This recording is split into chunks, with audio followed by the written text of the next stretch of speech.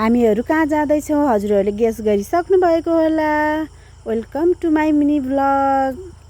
आज हामीहरू दैलेख जाँदैछौँ। दैलेख देउता पुज्न जाँदैछौँ। हाम्रो वैशाखमा देउता पुजाइ थियो, तर हाम्रो जुठोको 45 दिनको कारणले गर्दाखेरि हामीहरू जान सकेनौँ र 45 दिन पुगिसकेपछि हामीहरू गयौँ।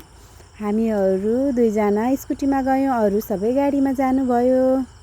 स्कुटीमा बाटोमा मैले रोकिदिनु भिडियो बनाइदिनु भन्दैछु, तर के गर्नु, मेरो बुढाले रोक्नु भएन। जब म रिसाइसकेपछि बल्ल उहाँले स्कुटी रोक्नु भयो। स्कुटी रोकेर मेरो भिडियोहरू बनाइदिनु भयो। भिडियोहरू बनाउन मैले त पहिला मानेकै थिएन, पछि ल्याउ बनाइदिन्छु भन्नुभयो र बल्ल बल्ल मान्ने। के गर्नु, बाटोमा जान त गइन्छ, बाटोमा कहिले रोक्नुहुन्न, भिडियो बनाइदिनुहुन्न, यस्तै छ। त्यसपछि म भिडियो बनाउन अब यस्तो ठाउँमा मैले राम्रो ठाउँमा भिडियो बनाउँछु भन्दै थिएँ, हजुरले रोक्नु भएन भनेर म रिसाउँदैछु। त्यही पनि यहाँ पनि राम्रो छ भनेर भिडियो बनाउन खोज्दै हुन्छ। अनि मैले एउटा दुईटा भिडियोहरू नाचेर भिडियोहरू बनाएँ। अनि हाँसेको भएन भन्दै हुनुहुन्छ, अनि अलि राम्रोसँग हाँसो भन्नुहुन्छ। मलाई रिस उठिरहेको थियो। त्यसपछि फेरि मैले एउटा हिँडेर पनि भिडियो बनाएँ। अनि त्यहाँ भिडियोहरू बनाएँ, फोटोहरू खिचिसकेपछि हामीहरू त्यहाँबाट लाग्यौँ। त्यहाँबाट हामीहरू दैलेखतर्फ लाग्यौँ, हाम्रो घरतर्फ। त्यसपछि हामी बाटोमा भोक लाग्यो। बाटोमा हामीहरूले एउटा होटलमा रोकेर हामीहरूले नास्ता खायौँ। नास्ता मिठो थियो। त्यसपछि हामीहरू फेरि हाम्रो साइँला हजुरबाको घरसम्म पुग्यौँ। साइँला हजुरबाको घरमा हामीहरू पुगेर साइँला हजुरबाहरूलाई ढोगभेट गऱ्यौँ। अनि स्कुटी पनि हामीले त्यहीँ राख्यौँ। अनि साइँला हजुरबा धेरै बुढो भइसक्नु भएको छ, तर पनि कति धेरै काम गर्न सक्नुहुन्छ, खन्न अनि बारी लगाउन। उहाँ साइँला हजुरबालाई ढोग गर्नुभयो। अनि अरू उहाँको छोराहरू हुनुहुन्छ, मैले पनि ढोगभेट गरेँ। अनि त्यसपछि सबैलाई ढोगभेट गरिसकेपछि हामीले एकछिन कुराकानी गरिसकेपछि हामीहरू जानुपर्ने थियो कान्छो हजुरबुवाकोमा। कान्छो हजुरबुवाकोमा गएर हामीहरू त्यहाँ नै देउता पुज्ने हो। अनि त्यसपछि हामीहरूले तल ऐसेलु छ त्यहाँ तलतिर भन्दै हामी लाग्यौँ कान्छा हजुरबा घरतिर। त्यसपछि साइँला हजुरबाको घर नजिकै आरूहरू पनि फलिरहेको रहेछ। त्यसपछि त्यहाँ ऐसेलु आरू फलेको काँचै छ, अझै काँचै नै छ।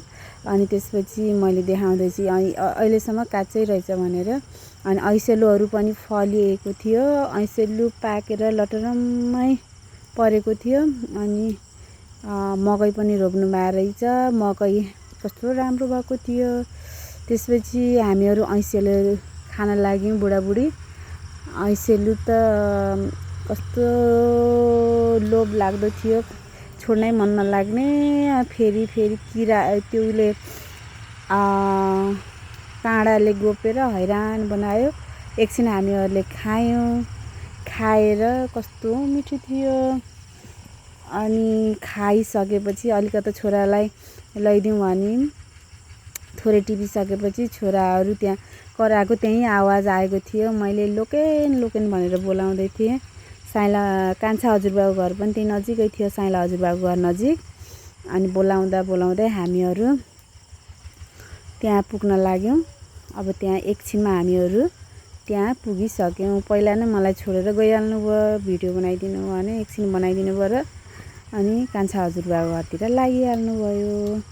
अनि कान्छा हजुरबा हुनुहुन्न, कान्छा हजुरबा बितिसक्नुभयो।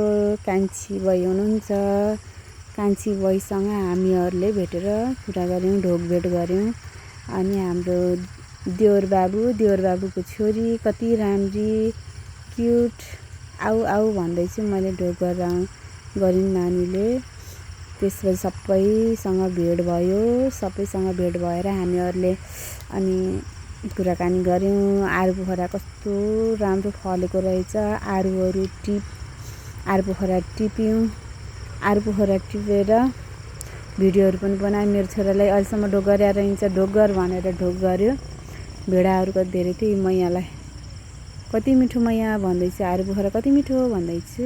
कस्तो लाग्यो भिडियोहरू हेरेर प्रतिक्रिया दिनुहोला।